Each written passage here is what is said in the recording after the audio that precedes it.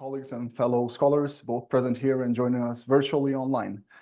My name is Andy Ajiu. I'm a fourth-year PhD student in sociology here at the University of Edinburgh, a Nationalism Studies alumni, and a part of this year's organizing committee for the Association for the Study of Ethnicity and Nationalism Conference on Nationalism and Memory.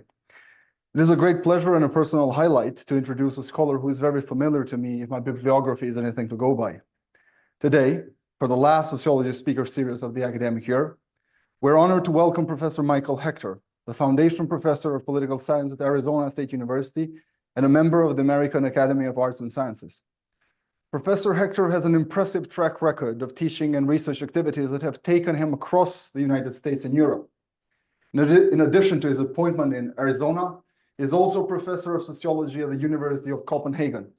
During his globe-trotting academic career, he has worked at such prestigious institutions as the University of Washington, University of Oxford, and he has held visiting positions in Bergen and Ljubljana. His academic career is further adorned by fellowships at eminent institutions like the Center for Advanced Studies in the Behavioral Sciences at Stanford University and the Russell Sage Foundation. Professor Hechter's work, which delves into the foundations of societal structures and their impact on individuals and groups, has provided significant insights into political science and sociology.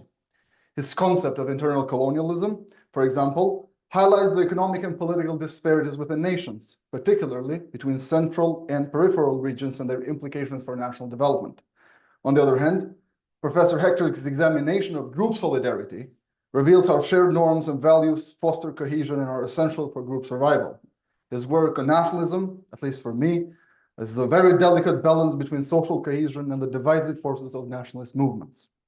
Among Professor Hechter's most notable contribution is his book, Internal Colonialism, The Celtic Fringe in British National Development, first published in 1975 by Routledge in the UK and by University of California Press in the United States.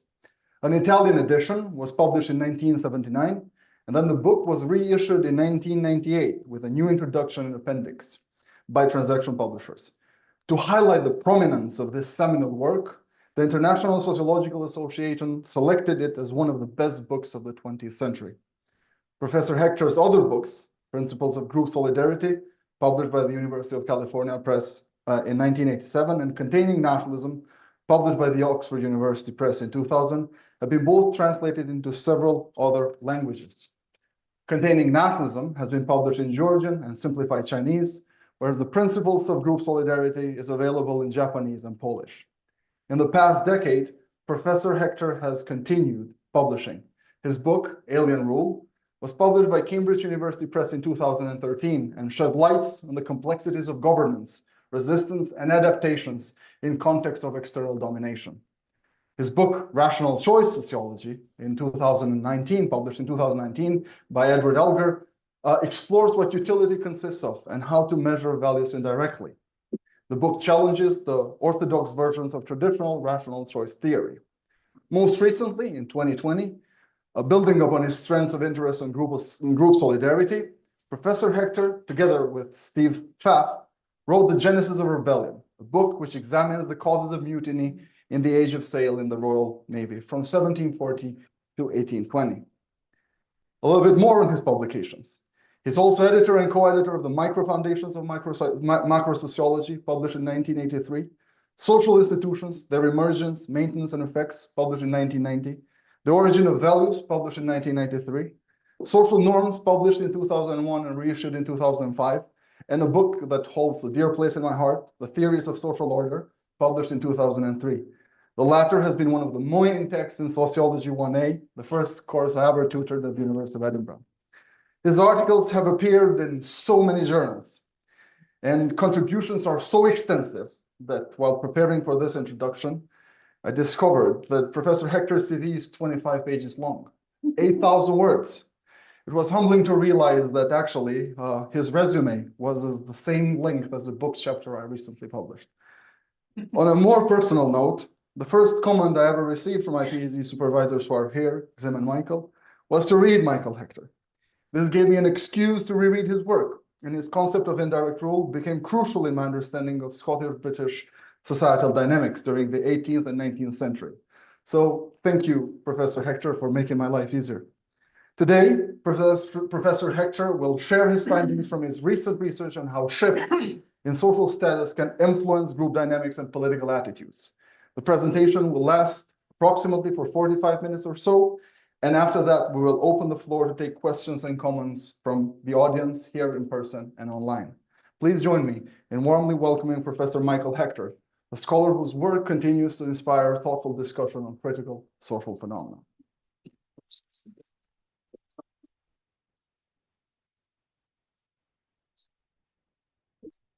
Well, thank you for that extensive and impressive introduction.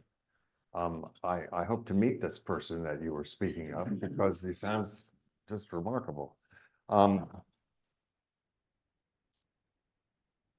Okay, this is you read the title of the talk. The motivation of this is to try to understand something about right-wing politics, which have been on the rise in the United States and in European countries as well. There's an awful lot of interest in this subject, and therefore there are a lot of explanations of it that have been advanced.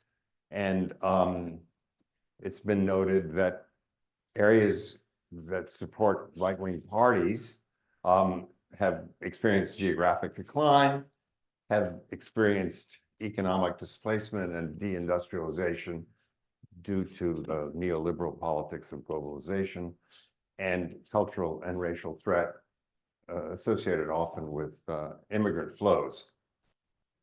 And while the particulars in each country differ, the energy behind such movements and the growing intolerance towards outgroups, or what are considered outgroups, is often ascribed to a common source. And that source is this: a reaction among relatively advantaged individuals and or groups in the social structure to an actual or threatened loss of status. And in the United States, that's associated with the concept that soon the United States will be a majority-minority country, which is very frightening to people who were once in the majority, apparently. And this is an old story that has reappeared. There was a lot of interest in right-wing movements in the 1960s in the United States, and particularly associated with a group called, I forgot the name of it now. Oh, all right. What? No, it wasn't the Birchers. It was I forget. Anyway, so here is a statement from the father of political sociology, Marty Lipset. In almost every generation, old American groups which saw themselves displaced, relatively demoted in status or power by processes rooted in social change, have sought to reverse these processes through the activities of moralistic movements or political action groups. This is from his book, The First New Nation. And as I've mentioned before, there are lots of examples of this in current politics.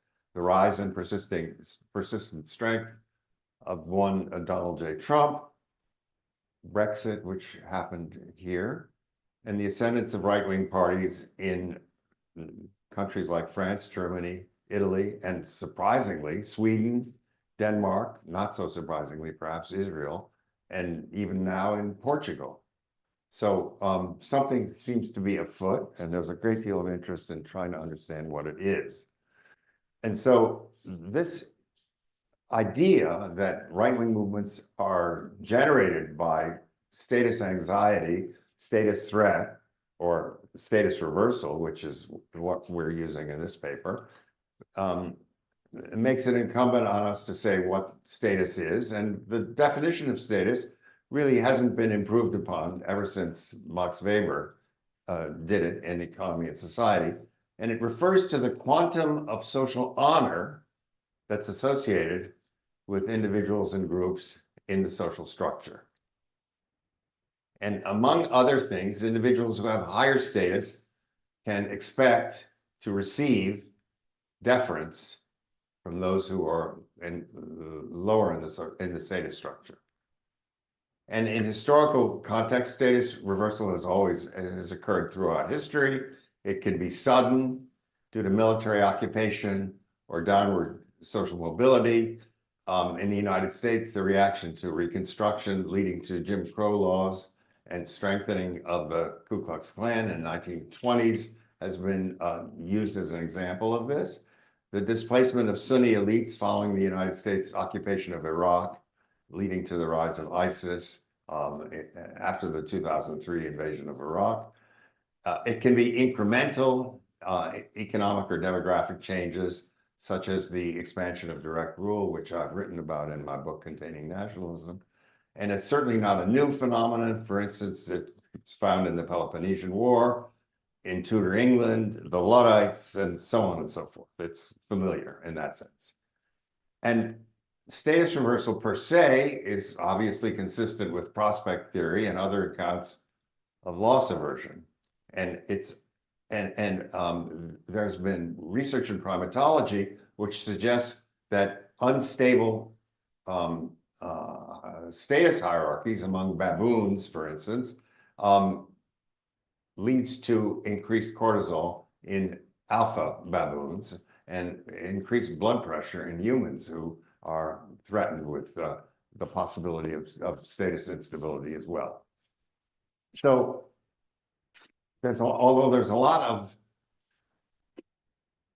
belief that status reversal is inherently connected to right-wing politics, there's also some empirical evidence that suggests it may not be. So here are two debating articles that debate one another. The first one in PNAS by Deborah Mutz, a political scientist at Pennsylvania, and then a response by a sociologist at Johns Hopkins, Steve Morgan, in Socius.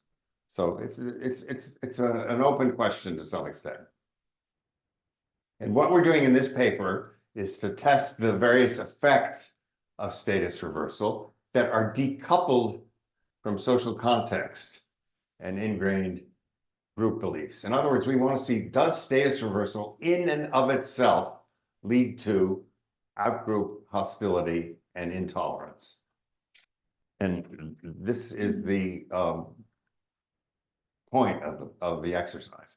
And if the literature is to be believed, then status reversals should lead to negative feelings among individuals who are subject to it, such as anxiety, negative outgroup attitudes and intolerance, and support for reactionary politics.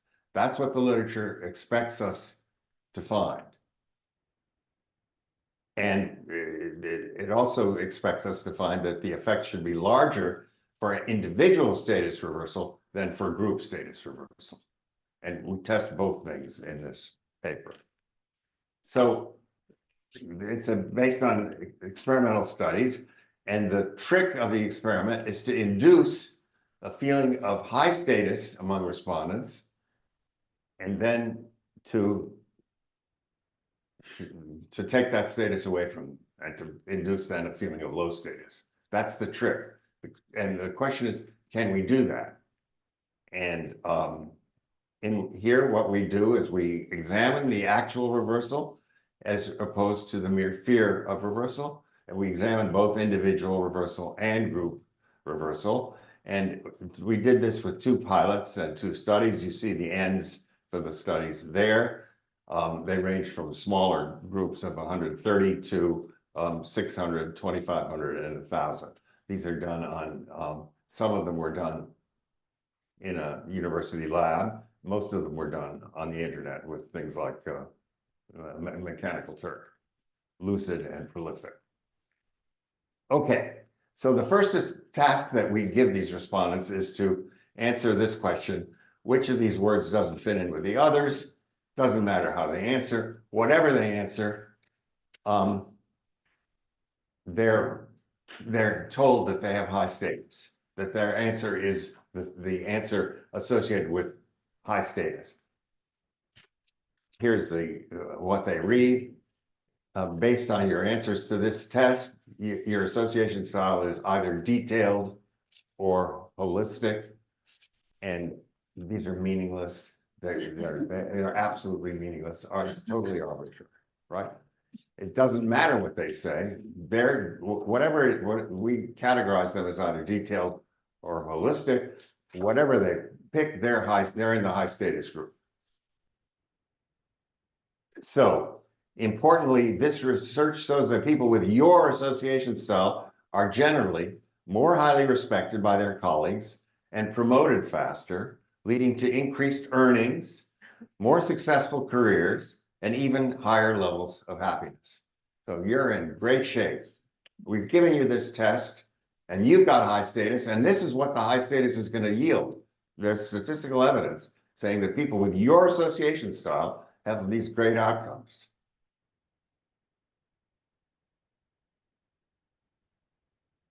Okay, and the control condition is people who do not face status reversal. Okay, and then there's also a group reversal condition, which says we give them a second test. We say in the second test, you've done great, but people in your group, the other people who are either holistic or detailed, they're not so good. You're okay, but their status is lower.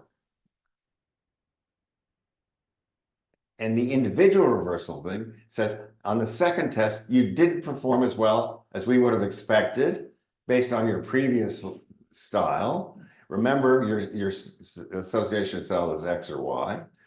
Usually we expect respondents with your association style to perform better on this task. Remember, based on your previous responses, we expected your association style to be predictive of superior outcomes, such as educational and professional success. However, based on this new improved test, your association style does not predict superior outcomes, such as educational and professional success.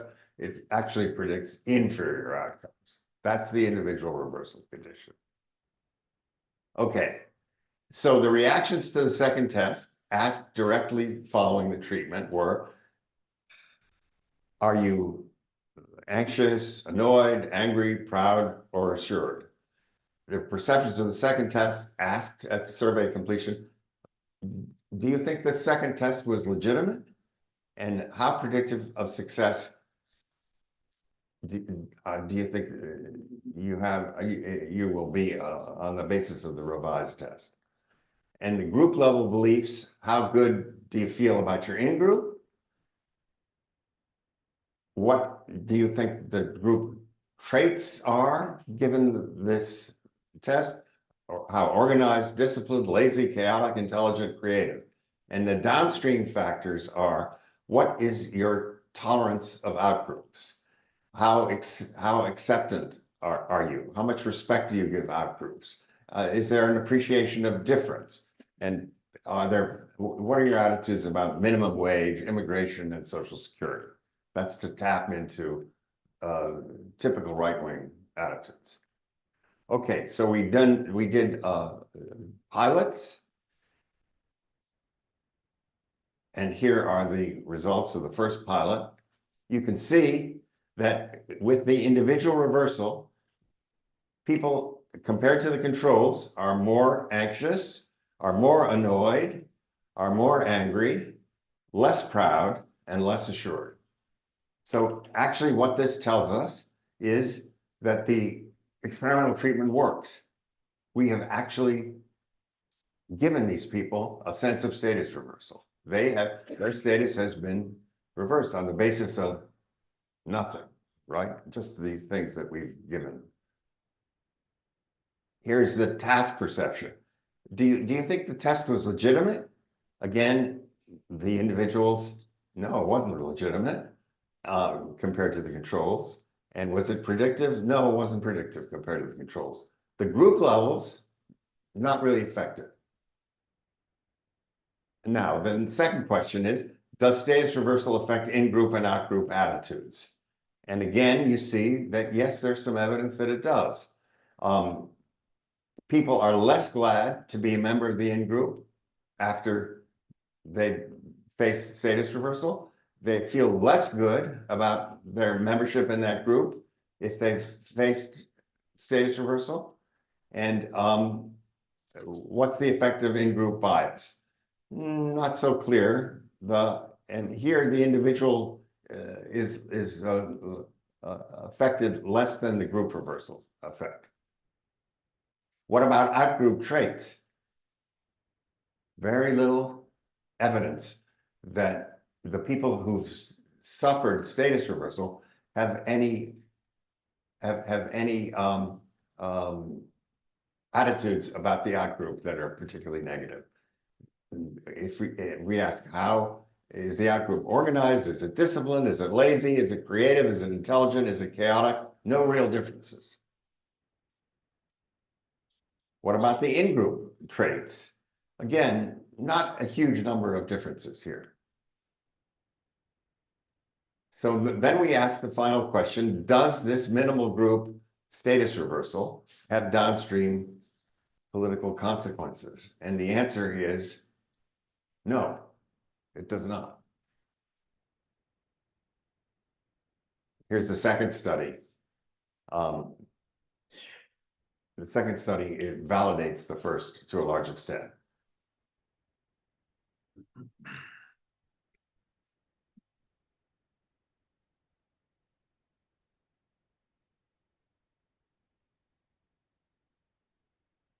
Again, does it affect out-group attitudes? Again, the individual reversal has greater effects than the group reversal. Effect on in-group preferences. Again, the individual reversal has more effects than the group reversal. Does it have downstream political consequences in the second study? No, not really. Not particularly, not visible. What about feelings of, do you prefer a strong leader? Again, not much of an effect. So what are the conclusions of the study? We find clear, direct effects of status reversal on emotional reactions and group level beliefs. The effects seem to be concentrated more on in-group rather than out-group beliefs. Number two, there are no downstream effects on right-wing politics. It is not a sufficient condition for the emergence of reactionary politics. A full understanding of this phenomenon must take into consideration both the phenomenon of status reversal by itself, as well as the social context in which it occurs. Identification with politically salient groups is probably required to transform status reversal into a potent driver of downstream political consequences. So for instance, in Quebec, Francophones fought against Anglophones. That's a long-standing historical evidence of intergroup stratification. In Ireland, Protestants fought against Catholics. Again, a long-standing historical example of intergroup stratification. In Israel, Palestinians against Jews, rather than the artificial distinction between people who are categorized as holistic or detailed. That's basically the consequences of the study. Be happy to answer any questions about it.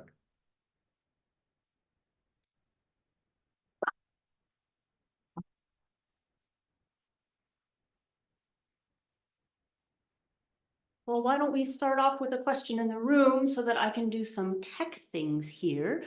People who are joining us online should feel free to use the Q&A function. You'll find it on your screen, but who would like to kick us off? Thank you, Michael. That was really interesting. Just a methodological question. You pick ends in some of those samples. Who were the people in the actual survey, and how did you sample them? How did you go about it? Finding them and getting them in the room. The pilot study was students at our university. I forget how many there were, 130 or something like that. And the others were internet samples, I don't have the details of it, but they're, you know, open. We checked on the demographics of them, and they were pretty representative samples of, again, probably mostly Americans. I don't have the. But it's in the paper. demographic. I sent you, I sent the paper, that's visible, and that's all discussed in the paper. Yeah. Thanks a lot, Michael. Really interesting. A question about how you're moving from the first part of the experiment, I suppose, to the second. That is to say, in the first, it looks like you're working within a kind of minimal group.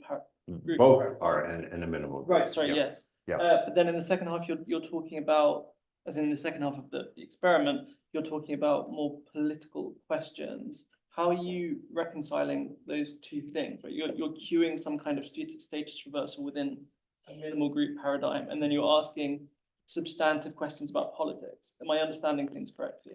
Well, yes, but I mean, we ask substantive things about your individual attitudes as well, not just about politics. We ask, I mean, in both of them are minimal group experiments.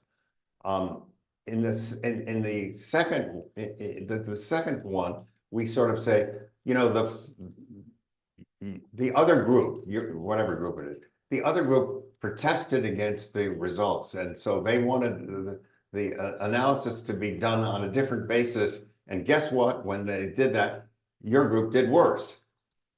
So we sort of raised the possibility that that's illegitimate.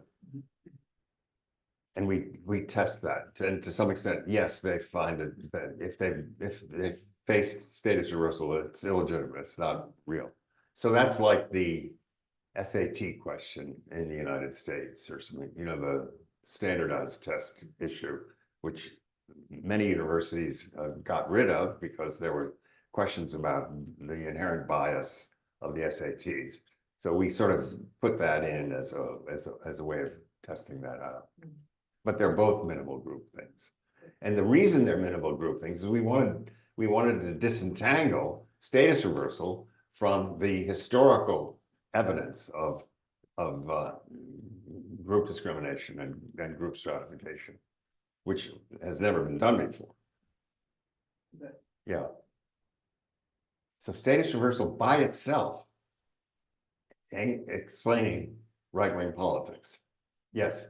Yeah, thanks so much. I'm always interested in any kind of experimental work, but I'm not going to kind of dive into that. I'm going to ask a different question. I've got for about 2 decades now a long-running argument with a pal of mine who works at Stirling University up the road, and we're constantly talking, and not constantly, we're intermittently talking about Weberian notions of status. And we're never wholly convinced that it's easy to divorce a dimension of Weberian status from Weberian class. Could you tell us your thoughts on that? Well, one of the things that is cited in this book are some descriptions of status differences.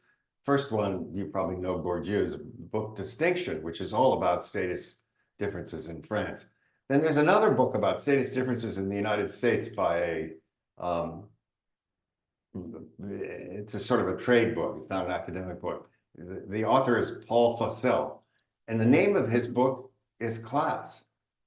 And it's all about status differences. But the title of the book is Class. And so class can also have status aspects to it. That's pretty clear.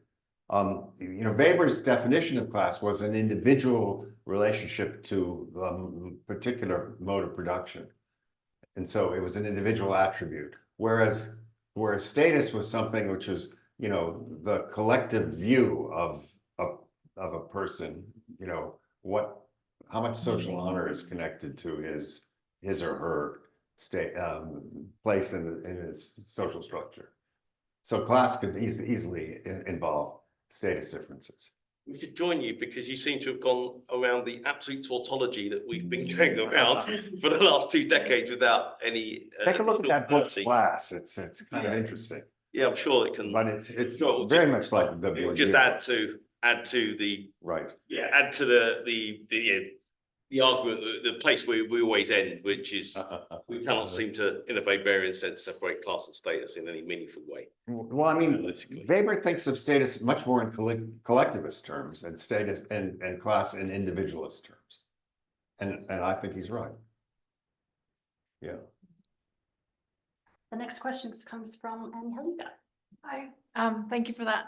So maybe this is a question that shouldn't be asked of an experimental study, but do you theorize or think about the effect of time? Or so people's sense of their worth, I would say, cannot be measured at a sort of single point in, during the experiment, and that's it, right? So presumably there is a sense of deterioration over time, rather than a sort of momentary feeling of being, declassified or reduced in the hierarchy. So if you even do it, how do you connect it to the historical experience of feeling that you're losing? Well, I think if we do it at all, I think the way we do it is to say, look, there have been lots of studies of the effect of your performance or, holistic or detailed on people's life outcomes. So the studies show that in your association style, things are going to go great for you in the long run. You will have better marriages. You will have happier careers. You will have, all these good things.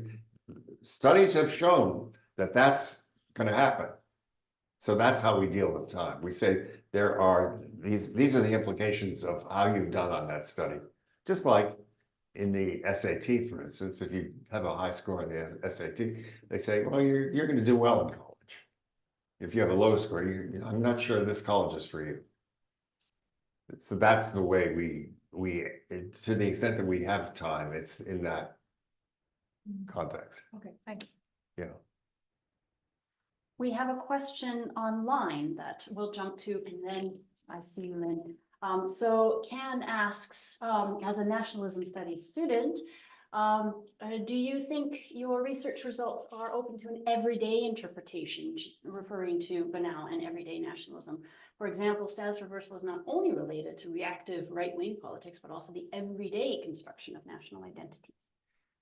I'm not sure I understand the question. Is there an aspect of everyday life, everyday interaction, where these sort of experimental findings can enlighten these kinds of dynamics in terms of the development of national identities? You were talking about ethnic identities earlier. I think the question is asking for a relationship to the concept of banal nationalism. Well, I know that there's a book called Banal Nationalism by a guy named Michael Billig, but I've never read the book. And I don't actually know what it argues, so I can't really answer that question. Sorry. Okay, we'll pass on to Lynn next. Okay, so this is a mundane sort of question about ethics. I mean, Ethics. Oh. yeah. Oh, no. So, ethical review procedures here are fairly hostile to not being open about what you're doing, and clearly you're, with the experiment, it requires people to think something's happening that's not really quite what's happening. Right. And I just wondered if you do you do a debrief, and do you get a hard time from ethics committees, or how does all that go? Well, that's a good question. In the United States, we have things called IRBs, which are institutional review boards that have to pass on every study according to those ethical issues. All I can tell you is that at ASU, we pass muster with the IRB. I'm not sure that would be true at every university. And I don't think we did any substantial debriefing of anybody. I can imagine at other universities that I've been at, there might have been tougher questions about the ethics of the study, because in the study, people are made to believe that all of a sudden their status has been decreased, and that could have implications for their life course. So I could imagine that there might be ethical concerns at other universities. Thankfully, from our point of view, we passed muster with the ASU IRB. Good question, though, and definitely something to consider for sure. I'm not particularly concerned about the fact that these respondents may have been misled. And, you know, there are differences in different fields about that issue. In economics, you cannot mislead people in an experimental study for any reason at all. Whereas in psychology and political science and sociology, it's possible to do. And so, of course, some of the great social psychological experiments have been based totally on deception. And it's a question about, I personally think that that's a good thing that that deception is allowed in social psychological experiments.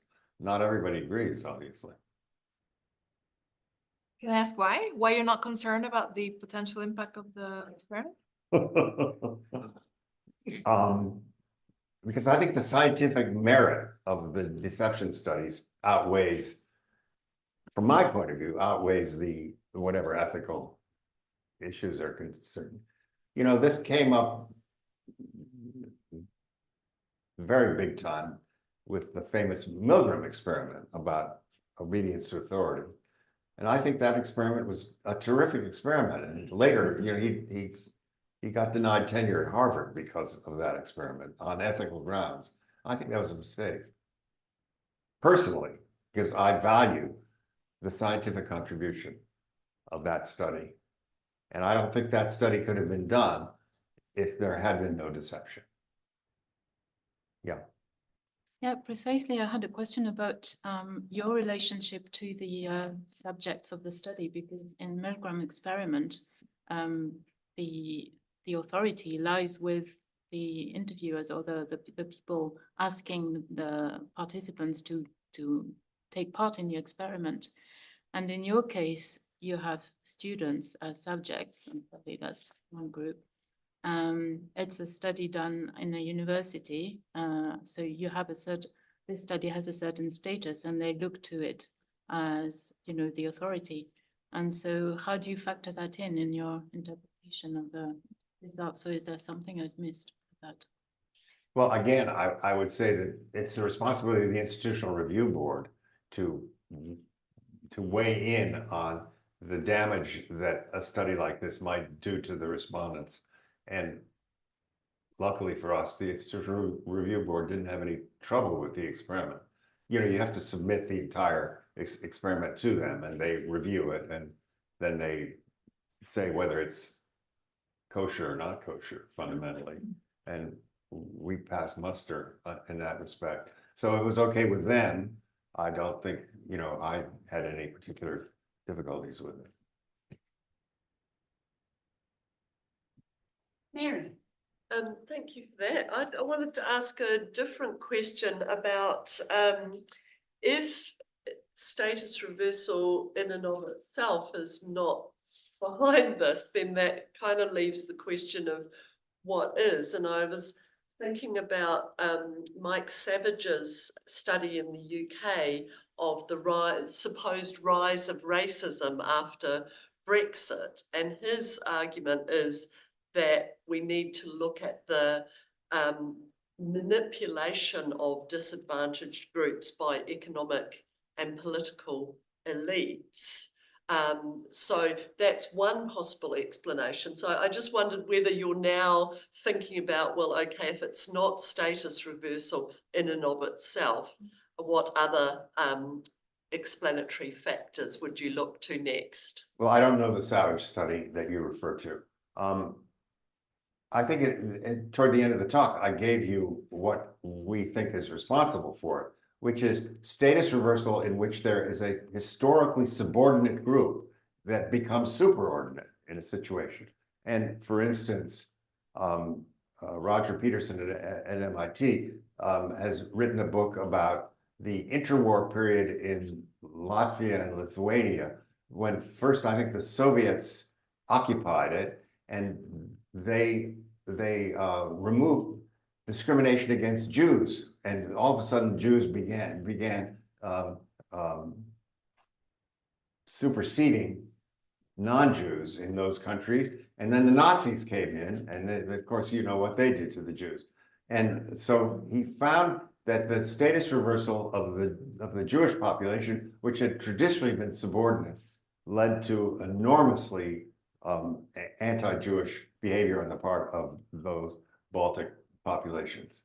So that's what I think is, that's the case with blacks and whites in America, for sure.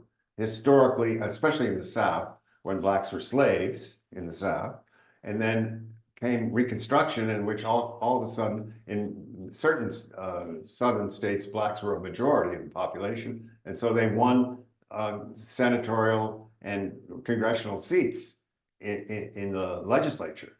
And the whites reacted very strongly against that and reinstituted these Jim Crow laws, which in effect reinstituted slavery, or at least the non-representation of blacks in the political structure. So I think that's what's necessary. You need a history of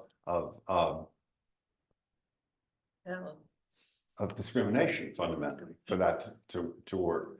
And if you invent these things as we did, holistic, detailed, it's pretty hard to hate those people. I mean, what is that? You know, it's not real. You need real groups. Now, we don't find evidence to support that. I mean, we didn't test that, but that's our best guess about what's necessary. And actually, the originators of social identity theory, Henri Tajfel and his colleagues, made this point as well. They said you need politically salient groups in order to have the outgroup situation. And our groups were not politically salient. That's why we chose them. Right? So. Back to Lynn. Yes, so just to put together what Mary just said with what you've just said, I mean, actually, in reality, the supposedly ascendant group is often not actually very ascendant at all, but there's a whole discourse around them, which is put out by political elites about them stealing people's jobs or houses or services, which in fact, if you look to the real evidence, would be rubbish. So I think the two could come together, if you see what I mean. Mm-hmm. I think you're right to some extent. It's the examples that you're talking about are the threat of status reversal rather than the existence of status reversal. And it's clear that the threat of status reversal, that majority country thing in the United States, for instance, may have some political consequences to it. And that's how I guess I'd answer your question.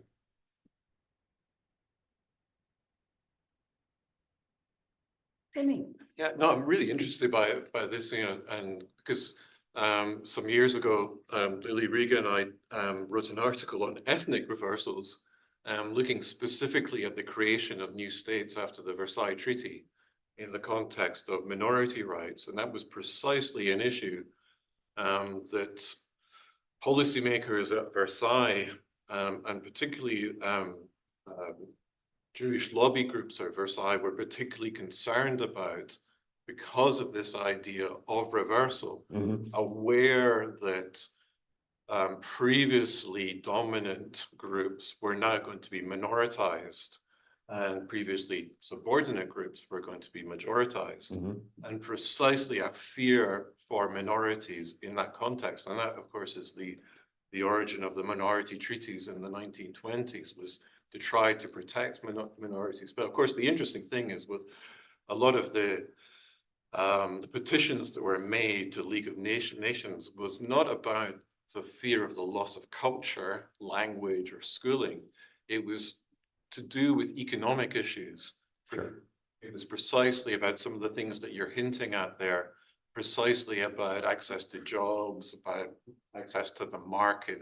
It wasn't about protection of language, which had been an obvious concern going into the treaties. So Yeah, now I'm interested in just how that plays out, you know, that fear looking forward versus the actual structural inequalities that follow status reversal.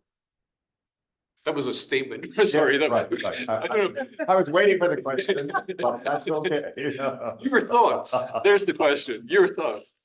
Does that resonate with things that you're Well, I thinking? do think that sometimes language does have economic consequences to it, and certainly that was a huge issue in Quebec. I mean, there's no question that everything was done, you know, at a certain point in English, and the francophones were at a disadvantage with respect to that. And so sometimes language and cultural issues do have straightforward economic effects, for sure. So not always, but sometimes they do. So I guess that's what I'd say in response to that issue. So, you know, I'm not trying to say that everything has to have economic effects, but certainly language can have those, and often does, actually. There's an issue in the United States. There's always been a question in the United States about should English be the national language? English is not the national language in the United States.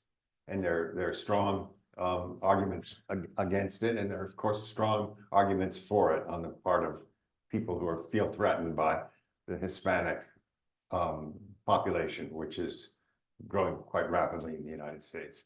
And there's some political movement to make Spanish an official language in the United States as well as English. But at this point, the United States has no official language. So, you know, sometimes this can be a huge issue. It's a big issue in Belgium, I'm sure, between the French and the Flemish. A huge issue in terms of that, for sure, and in many other countries. So language can be a significant factor in understanding this kind of issue and in understanding nationalism in general. It's often a precursor of nationalist politics. Yeah. Yes, please. Thank you for this. You mentioned, obviously, this is the study is experimental. You mentioned that you didn't test the following step. Right. So the question is, will you? If not, it's easy. If you will, how and what do you plan? We're trying to get this thing published, and we're having a hard time getting it published. So we're going to wait until it gets published, and then we'll follow up for sure. All right. With a lot of other questions. We have another question from somebody joining us online who wants to follow up, dare I say it, about the question on everyday nationalism. So prepare yourself, sir. If these results do not show a strong correlation between status reversal and right-wing nationalism, are there other factors of identity construction and personal approaches to group identity that explain this? i.e., is there a particular relationship between individual perception of group social position and an actual assessment of political position of the group? And that's written behind you if you need it. Yeah, I'm going to look at that. I mean, is there a particular relationship between individual perception of group social and an actual? Again, well, I would say that the idea of status is one that suggests that there's a consensus in the society about who has high status and who has low status. It's not an individual thing. It's a collective definition that in a status structure, it's collective. It's not individual. You don't have a choice. You don't have a choice about if you're a slave in the pre-war South of the United States. You don't have a choice about what your position in the social structure is. It's defined. If you're in a black ghetto in the United States and there's high rates of violence and high rates of social disorder, that's not an individual perception. That's a collective definition that exists in the society as a whole. So I would say it's collective. It's not individual. And I don't know how that relates to banal nationalism, because I don't understand. Maybe somebody can explain it to me. Jonathan, tell me. Sorry, I'm not going to explain Yeah. that. But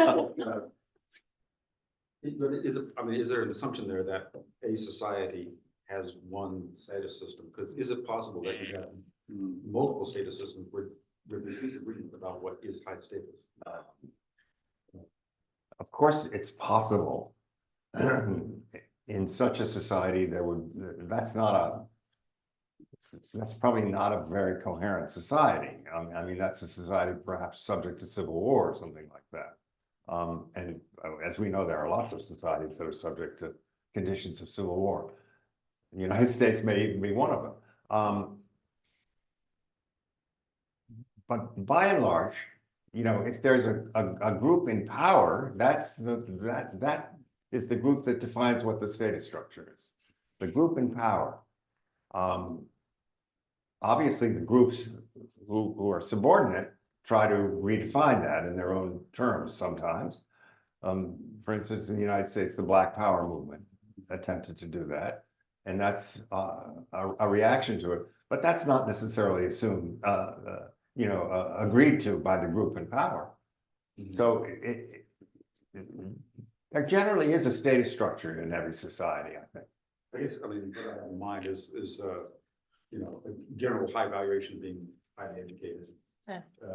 But Donald Trump said, "I love uneducated people," and he was making a statement about, you know, the status, the preferred status of those people over, you know. Well, he was making a statement about his particular attitude about people of low status. You're saying, "I love the people of low status." That's his choice, and then they responded to him to some degree, right? But that doesn't suggest that they had high status in society as a whole, right? I mean, that's exactly what he's going for. He's trying to elevate their status in their own minds, and he's saying, "I love you. I love you. If you hadn't gone to university, that's great. If you have, you know." The people who are ruining this country are the people who went to the Ivy League schools. Of course, he went to an Ivy League school himself. He never talks about that. So, you know, I think most societies have a dominant group. Think about, you know, in Quebec, the Anglophones were the dominant group. In Northern Ireland, the Protestants were the dominant group. I mean, there was no real question about that. It's no longer necessarily true. The demographics has changed in Northern Ireland, but and presumably, I don't know what the status structure in Northern Ireland is today. It's maybe up for grabs in a certain sense, but that's due to demographic changes fundamentally. In part, certainly, that contributed to it. So I don't know. We have an Helika and then Gizem. Yeah, I just wanted to follow up on your comment, John, because perhaps we could think of status as separate from power and look at it in terms of expertise or sort of different hierarchies of value. So you have religious groups in societies, or you have academics. We have zero power, but there is some level of status assigned to. So there is something to get your point about sort of we could think of, let's say, the UK as a society where there are different realms in which, you know, where you have status assigned to them, and that's not tied to power necessarily, or different kinds of power, perhaps. Well, take the academic situation. I mean, in the academy, there's definitely a status structure of universities, and I can tell you what universities are on top in your country, and you can tell me what universities are on top in my country, right? That doesn't have anything to do necessarily with political power, although I do think it's true that many prime ministers in this country came out of Oxford, more than any other university, more than Cambridge, certainly, and certainly more than the University of Edinburgh. So there are connections to power, more or less. But within every field, there's high status and low status positions, you know, organizations. You know, and in the academy, there are high status subjects and disciplines and low status disciplines, right? I would imagine at this university, like at any university, mathematics is a pretty high status field. Physics is probably a pretty high status field. And women's studies may not be so high status. Definitely not as high status as those fields, right? And computer science is probably relatively high status at universities. And, you know, so does that have anything to do with power? It has to do with power within that institutional structure, but not in society as a whole necessarily.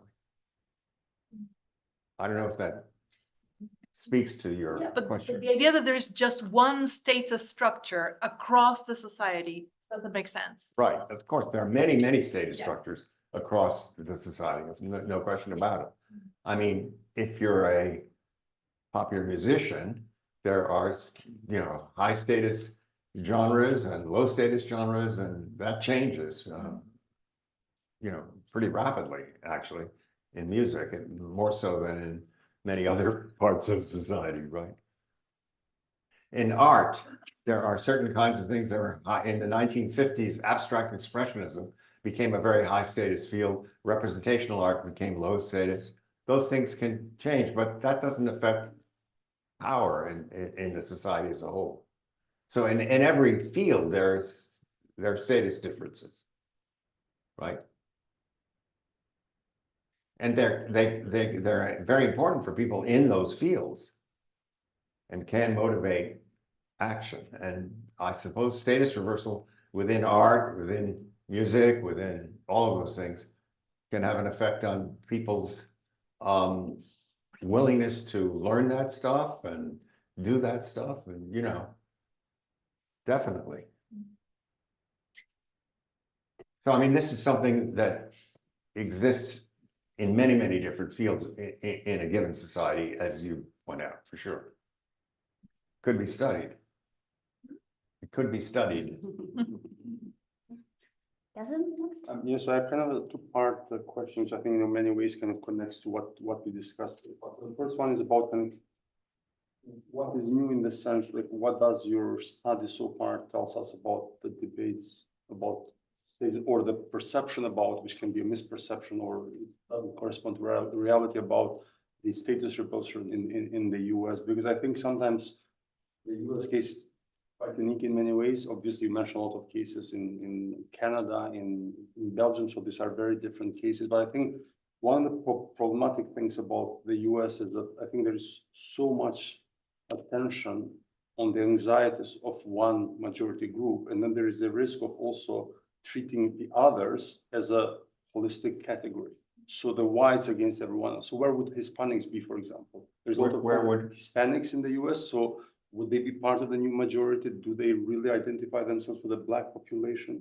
So I think sometimes a lot of these debates are kind of losing the nuances about different categories and the salience of different categories in the American context. Because I think, for example, it was quite remarkable how the last census in the UK showed that Britain, it's not a Christian majority country, because most of the people don't identify as Christian. But I don't think white Protestant British people kind of felt they were losing their status, and that has to do with the British context, obviously, but also the salience of religious category in British context. I think sometimes in the US, what the white Christian Protestant evangelical majority in the US thinks is taken as a kind of almost a undisputed category of analysis. And I think it's kind of making it difficult for us to look at other dynamics between groups, but also the salience of other categories. Well, again, I'm not sure I hear a question there, but the question about the status of Hispanics in the US is a critical question right now in terms of the 2024 election. People don't know exactly what's going on there. There seems to be some evidence that particularly younger Hispanics are moving towards Trump in a way that was sort of unexpected. Same is true with younger Blacks. And so, this is always up to some kind of negotiation and some kind of change. So, it's not set in stone in any sense. I don't know what the issue of white Protestant Britons is. I'm guessing that they're still a pretty high status group. I don't know who's in the House of Lords, for instance, but my guess is that it's probably a majority of white Protestant Britons in the House of Lords, even though there may be some Indians and some Jamaicans and what have you from the Commonwealth. I'm guessing. I'm not, an expert about that.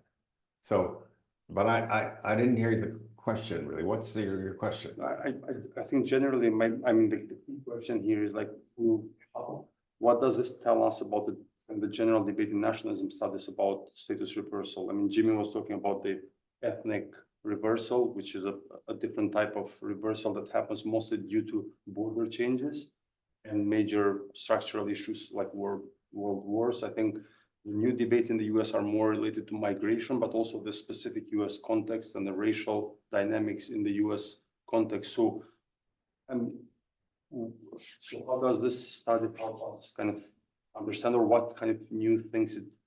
Well, I think what this study points to is that it's not status reversal by itself that is responsible for these political outcomes. It's status reversal in social context that is. You need the contextual part of the story. And when there is an actual displacement of a previously superordinate group by a subordinate group, that can lead to strong reactions. That's what the study suggests. It's in the absence of that, status reversal isn't going to lead to significant right-wing politics or out-group hostility. That's what the study tells us. And there's a paradox there because we have hostility without an actual status reversal, because the whites are still the dominant part in the game. In social context, yes, status reversal can have very powerful effects. I presume the study can't tell us that because we don't test that. But I presume that that's the case. Next question from Steve. Yeah, actually, I've got a sort of observation and then a kind of question. So the observation was just, it seemed to me that following on some of the discussion, that there's at least 3 reasons to debrief people from this kind of study. And if you were to do further experiments, I would suggest it'd be sensible to take that into account. One thing would be just to correct the judgment that you've imposed on the students that they've got the wrong kind of learning style, and that's going to lead to negative outcomes in the future. I guess the second would be just to assess the degree of suspicion about whether they bought into the whole thing or not, because you do, with some methodological experiments, sometimes it did seem in debriefing that the students were kind of like, oh, actually, some of them accepted it and were surprised that it was, a sort of deception, and others were suspicious. And then the third, I guess, was that if you did come across a mechanism that promoted right-wing views, you might want to debrief them so you avoid creating right-wing voters as a result of the study. And then, so that's just observation. My question was, I was curious because you said you're having difficulty getting the paper published. I was wondering what sorts of things people were saying in their referees' reports. And well, here's what I think is going on. I think that this paper deals with 2 literatures that are not in communication with one another. So it deals with a literature on right-wing politics, and then it deals with the literature on social identity theory in social psychology. And I think that the political scientists don't know much about social identity theory, and the social psychologists aren't really all that interested in right-wing politics. And so I think that's what's going on. And I'm not sure we're going to figure out how to bridge that gap. So that's my suspicion about it. We've had really not very high quality reviews, I think. But people say, you're not doing this, you're not doing, everybody does this and you're not doing it, and everybody's on the other side does this and you're not citing them or whatever. Like banal nationalism, right? Okay, so yeah, I don't know that any I don't know that anybody really thinks that they're going to be injured by having believed that they were in the wrong association style. I mean, I just have a hard time believing that. But Isn't the premise of the experiment that they do believe it, and that's how we... yes, I mean, they believe, yes, we have evidence that they believe that. That's true. You're right. That's true. And maybe we should consider putting debriefing into the next study if we get it done, for sure. That's a good idea. I accept that. Yeah. Yes. Thank you. Does the status reversal in a national level, like the perceived status of, for example, America in the global arena or countries in the Western Europe in the global arena, those status getting reversed is creating a kind of strengthening in the nation state in a sense? That Could you say that again? Status reversal in the global arena, that means like countries like America and countries like in Western Europe losing their status in the global arena, like being challenged by new emergent powers. Is that creating a strong sentiment for the nation state? You mean like the rise of China and the United States? Is that like Clearly, yeah. So, I mean, I suppose you could argue that there is a world status structure based on some hierarchy of national power. And the United States used to be on top of that, unquestionably.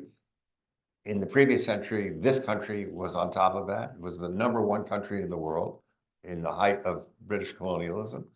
The United States had that position in the 20th century.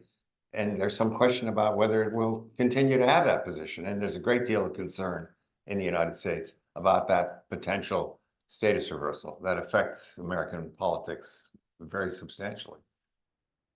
So yes, I think even at the international level, this may have some use to think about it, for sure. Yeah. I want to ask you what your thoughts are on whether the issue is status reversal or perhaps modality of status reversal. What I have in the way in which it happens, right? So what I have in mind is the fact that until Brexit really took effect, you had a bunch of kind of towns around England where people started to say, well, look, the demography of the place is changing. We are now minorities in our community, yada, yada, yada, yada. And you had, until about a couple of years back, you had quite a great deal of hostility towards immigration. That flips around. So now we actually have more immigration. Correct me if I'm wrong, but we actually have more immigration now than we did maybe 4 or 5 years ago or something like that. And at the same time, the hostility towards immigration is, by some accounts, declining. And the reason might be that there's this sense that we now, quote unquote, have control over immigration. That's not true necessarily, because we actually are not equipped with the administrative apparatus for that. But you see what I mean? So you can get the same outcome, in other words, status reversal, but you get it through completely different modalities. So it could be the modality that's the issue, or at least the perceived way in which that reversal occurs. So I'm wondering if that tracks at all, you know? Well, I mean, clearly, status reversal can occur from many different mechanisms. One mechanism is pure demographic change. That's probably what's going on in Northern Ireland to some extent. Another mechanism can be military occupation, which can lead to significant status reversal. And I presume that those modalities might in fact affect people's reactions for sure. We haven't looked into that, but I would suspect that you're right, that the modality makes a difference. If it's incremental, it's going to be less obvious and visible than if it's instantaneous. For instance, military occupation. So there's a fair amount of status reversal in Eastern Ukraine right now. And I imagine that has different effects from something that would be merely the result of demographic change, for sure. If you don't mind, it's a slightly different point that I'm making, which is to say that you can have, through the same mechanism, which is demographic change, but the mechanism itself is the legitimacy of the specifics is perceived differently, if you see what I mean, right? So, you know, it's the same thing as with, let's say, affirmative action in the US, right? If you can have a change in that without affirmative action, is it considered more or less legitimate by those who perceive their status to be changing? You see what I mean? So that's sort of what I have in mind, but I think it'd be interesting to explore that. Yeah, yeah. No, I think sure. If something is the result of a state policy as against some kind of incremental change that's not the result of a state policy or not clearly policy. That might have an effect for sure. The legitimacy of something obviously has a big effect of this, and we tried to test that in this experiment too, and we found that with respect to individual reversal, definitely there were issues about legitimacy. With respect to group reversal, we didn't find them so much. So yes, I would think sure the legitimacy of that would matter a lot. Absolutely.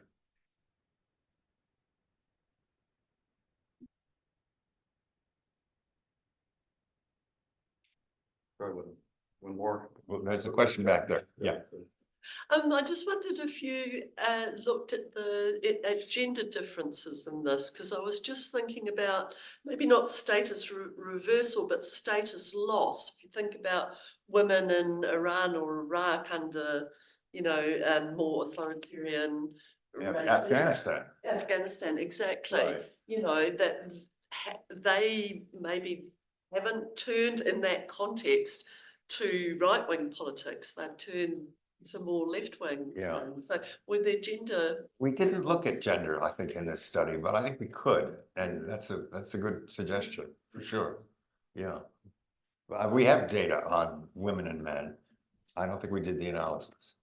We have those data though.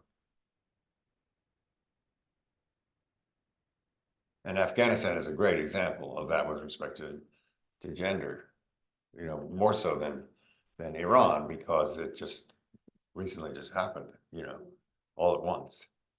Sort of like a military occupation situation in that sense. Yeah. Yes, Jonathan. I guess it's just a variation on my previous question, which is, you know, if we're taking Trump and the US as a case, we're trying to understand better, which is the salient outgroup? Is the outgroup defined in terms of race, whites, non-whites, or is it, as I was suggesting earlier, education versus less educated, you know, something more to do with class, you know? I think with respect to Trump, it has a lot, and maybe in Britain too, it has a lot to do with rural-urban differences in the United States. And the sense that rural areas were basically ignored by both political parties in the United States, and that they were discounted and not treated with any respect. And furthermore, that globalization, you know, led to deindustrialization in former Rust Belt places, and that led to then what Angus Deaton and his wife are called deaths of despair. And you know, I think it's more that, and that's connected then to this issue that you raised before about education. That's why, you know, he loves the people who didn't go to universities. The Electoral College in the United States favors those people, and that's undoubtedly part of the political calculation. But he also uses very sophisticated manipulative techniques about adding all kinds of moral issues to it, and so you know, and he demonizes his opponents in a way that seems to carry some weight with these people. So yeah, you know, so there's he's got this notion that the United States has been run by an educated elite of Ivy League appointees to the deep state, and that is a story that could exist very much here too. You have, you know, Eton and Harrow and Oxford and Cambridge, and you know, there's a terrific amount of educational hierarchy in this country. I spent a couple of years at Oxford, and I was exposed to that, and I mean, we don't have anything quite like that. I mean, Harvard and Stanford are great places, but they're not quite like Oxford, you know. So that kind of thing, it's interesting. When it could happen here, I suppose. I don't know. I think it was a big surprise that it happened in the United States. I don't think anybody saw it coming, but I mean, Steve Bannon did, but I'm not sure too many other people did. And I think Steve Bannon may well be the intellectual force behind the Trumpian movement in a way in the United States. I don't know how well known Steve Bannon is here. Pretty well known. Pretty well known. Okay. He comes over and talks to our politicians. Oh, he does. Right. Well, he was talking to Farage, right? Yeah. Yeah. Yeah. Absolutely. Yes. There is quite a difference in terms of how individual loss of status and the collective loss of status were in your data. Right. So if you want to translate that into the US context again, so I think one might get the impression that individuals in the US are really obsessed with individual status. It's individual society, liberal, libertarian, whatever you want to call it. But then the fear of loss of status for a collective group, which again is a white Protestant, has become a tool of mobilization. So it's almost like a paradox there. So if individuals are really, really, fearing about their own individual status, they don't care about the group. And somehow your data indicates that. That's so right. how does the fact that that has become a mobilizing tool in US politics, how do we explain that? I don't know. That's a good question. It's something that it's a very good question. We don't explain it. Yeah, we don't explain it. So I think you have to have a sense of identification with that minority, Yes. whatever that means. It could be just white European origin, it could be Right. white evangelical, religious, non-religious. Again, where historically Catholics were not part of that group, but I guess in the new US dynamics, they are probably imagined as part of the kind of the dominant majority that is. Kind Well, of they've religious. assimilated. The Catholic immigrants in the United States have assimilated pretty successfully. And many of the white immigrants in the United States who came in the 19th and early 20th century have assimilated quite successfully. And so they think of themselves in a different way now. Actually, that raises an interesting question. Samuel Huntington has written a book called Who Are We? About American nationalism. And I always used to think there is no American nationalism. There are all these different groups. No, there isn't American nationalism. It's the white Protestant, white Anglo-Saxon Protestants who form American nationalism, and these other groups assimilated into that. And so there is an American nationalism, Huntington argues, and it's that. And I think he may be onto something there. Not that he's still alive, but anyway. Yeah, interesting. Any other? I think Michael Billig was probably there well before him, and since Billig draws on Tajfel's work as well. Does he? Yeah, it might. Oh, I think he was a student of Tajfel, wasn't he? Yeah. So yeah. So what explain this? What's the idea behind banal nationalism? If rags on their lawn, it would be my.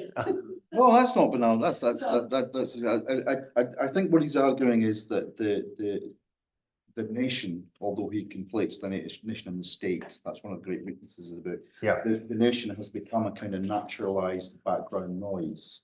It's become a kind of common sense that we don't even realize is a common sense. So what? Well, in the sense that nationalists can then mobilize on that for whatever purpose that might be. That might be progressive purposes, or it might be in times of crisis. There's a reservoir of an assumption that we are whoever, the Americans, the British, the Albanians, and therefore we need to defend that. But that doesn't operate in crises. It operates in routine, in the everyday, in the way that we organize our politics, the way that political communication or media is organized. He was writing in the context of the Gulf War. Yeah. For him, the question was, where did all this nationalism come from out of the blue? And to explain that. He said it's always been there. Yeah, it's always there in the background, kind of, it's a structure that people just sort of take for granted, that it's ready to be activated.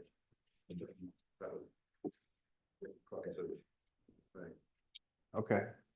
You go to M&S, which is a supermarket here, Yes. and you buy a bunch of groceries and get your little bag, you're gonna see an example of that. Because In every what sense? bag has an imprinted Scottish flag, so there you go. Scottish strawberries. Oh, really? In Marks and Spencer, is that what you're talking about? They have a Scottish flag? Yeah, every But bag. not in- has, but not in flag. England.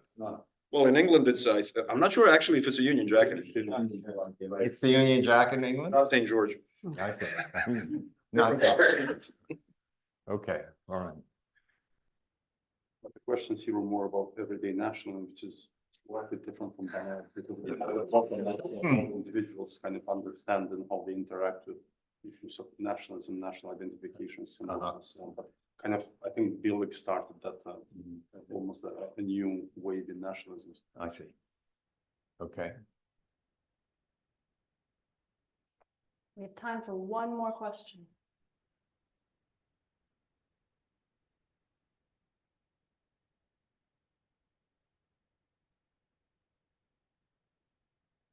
Well, thanks very much. I really appreciate your attention and your interest and your criticism, and it's great to hear. Thank you very much. Appreciate it. Before we thank our wonderful guest, can I just say a thank you to many people who have helped with the series over the course of the year. There have been many wonderful PhD students who have prepared introductions. It's taken a lot of work and they put a lot of love into it, and they've really added to the series. I've had great assistance from Jai in managing all of the online joining and all of that, and I really couldn't have done it without him. We had the comms team help with all of the promotion of the design, helping with the design of the posters and putting things on social media. So this has really been a team effort, and I just wanted to recognize everyone who's been so supportive in making this series come across and be a success, and mostly to you for joining and bringing such excellent questions. So thank you for being our grand finale speaker and wrapping up the year with such a stimulating talk. So please join me in thanking Professor Hechter.